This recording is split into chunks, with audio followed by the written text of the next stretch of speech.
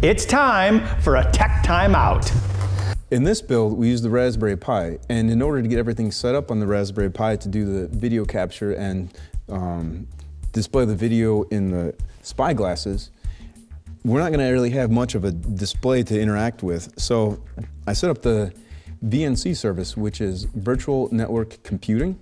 And what that does is port over the graphical desktop environment over the network to my main system where I'm doing all the editing with, or the interacting with it. So first thing we need to do is SSH into the Raspberry Pi. Now that we're logged into the Raspberry Pi, we'll initiate the instructions to start the X server and the VNC service. So what we do is X init --:1 for display 1 and that. Throw the process into the background. Then we'll do X11 VNC for starting the service, connect it to display, DISPLAY, display 1. There's also some other flags that we can use to start the service.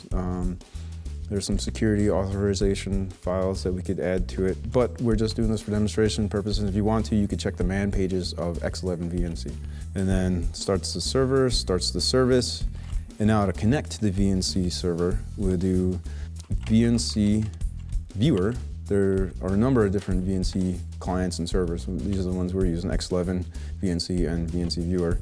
And then we'll put in the Raspberry Pi's IP address, 192.168.1.130. There we go. And now we're able to see the desktop of the Raspberry Pi through the VNC service.